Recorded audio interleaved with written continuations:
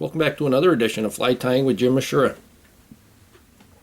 Today I'm going to tie another one of William Sturgis patterns, and this is going to be the Cahill. The hook that I have in the vise is a standard dry fly hook. This is a number 14 and it's a barbless hook. I'm going to use it looks a little darker on the video, but this is a tannish cream thread. Going to start the thread behind the eye, and we're going to bring that thread back halfway, and then we're going to bring it forward half of that, and that's going to be our wing tie-in point. For the wing, I'm going to use lemon wood duck, and you can see here what I did was I cut the tip out of the center, and that's what's left. I'll put that on the side. Could use that for a tail on something else. But now I can pull these together. Just going to draw them all together. And I want that wing to be the length of the shank. I'm going to go ahead and tie that in. Make a couple of loose loops and pull it down tight. I give it 3 or 4 wraps towards the back, nice tight wraps, and you could go ahead and trim that off at an angle. And we're not going to worry about picking it up yet. I'm going to bring my thread back to where it would hang at the barb if there was a barb on this.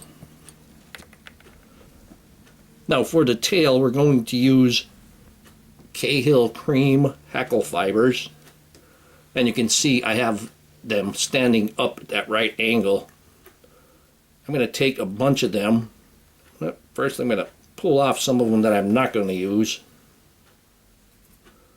There we go. I'm going to use this side here. I'm going to grab them all at the same time and pull them off. And our tail wants to be just about the length of the body, maybe a little longer. Body meaning from the tail to the wing. Now I have a little bit excess there. I'm going to trim that off so I don't have to try to trim it off once it's on. We'll give it a loose loop straight down, and then we can secure that.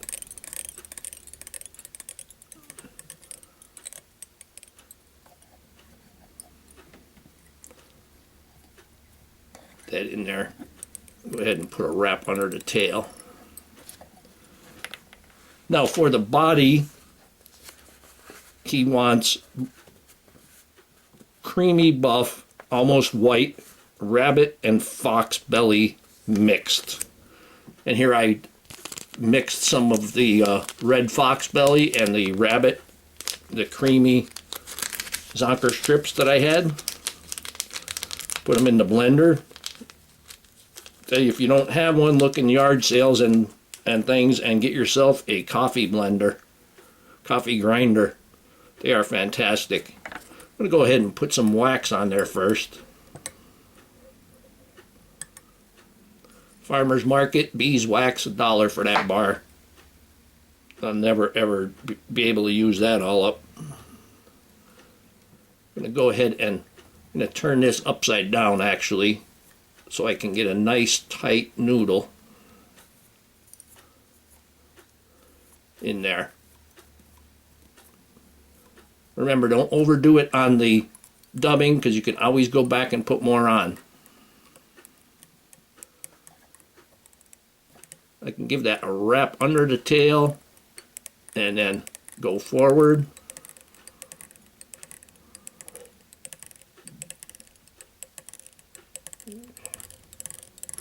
Now then, once we're at the wing, pull that hair out of there. I'm going to stand that wing up. I'm going to wrap in front of it.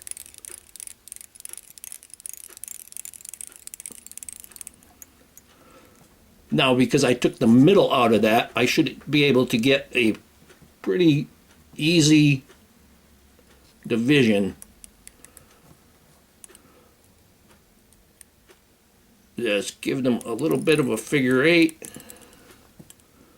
That far one Get that one standing up better. Just get a nice tight wrap on it. There we go. Got a couple of wild ones there. Can actually see them in my viewfinder better than I can with my eye. Okay, that's not a hair, that's the tail. There's one over here. And there's one down here.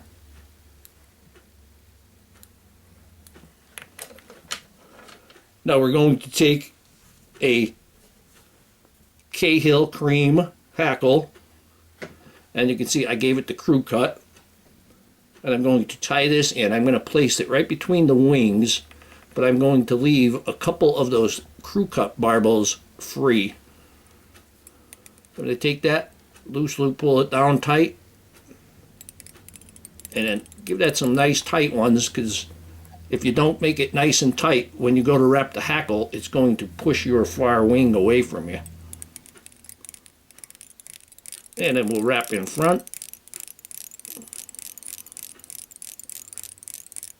And I'm going to leave the thread about halfway between the wing and the eye of the hook. Now I'm going to take my hackle pliers and I'm going to wrap my hackle. Oh, got a wing, there we go. And now you can see that first wrap. Oh, that wing is coming, there we go. Pull that back together. Now you can see that first wrap, the hackle isn't shooting to the back. We're going to go ahead and put a couple of wraps right in back. Now this wrap would go right through the wing, so I'm going to pull the wing back and I'm going to rub it on the wing.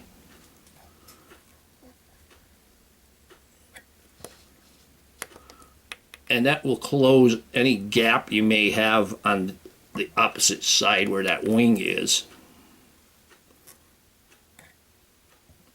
Then we're going to go ahead and put a couple more wraps in there till we reach the thread. And then we can go ahead and tie that in. Hold that hackle straight or even back a little bit when you're securing it.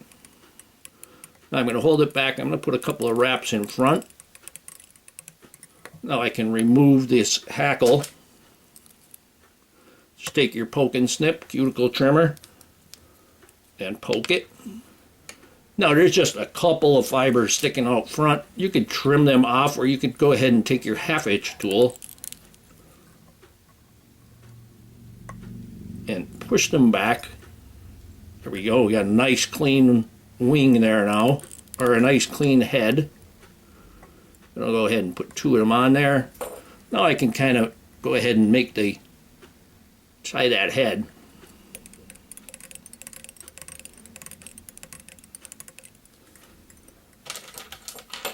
And that's looking pretty good. I'm going to take my 1/2 inch tool, or my whip finish tool, and finish that up. Tug that in there. Take the poke and snip again. I'm going to take a little bit of the head cement. I always turn them. I want to find that one spot that I'm not going to get too much on the materials. And here we have a William Baynard Sturgis light Cahill. You should always look to the old books and tie those flies. There's a reason they're still around, because they work. So I hope that you learned something from this video. Hope that you would subscribe to my channel. Please refer me to your friends. Please visit my sponsors and continue to let them know I sent you. Leave comments, questions, suggestions. If you'd like to purchase this or any flies that I make, go to etsy.com/shop/theflymanjim. And most of all, thank you very much for watching my videos.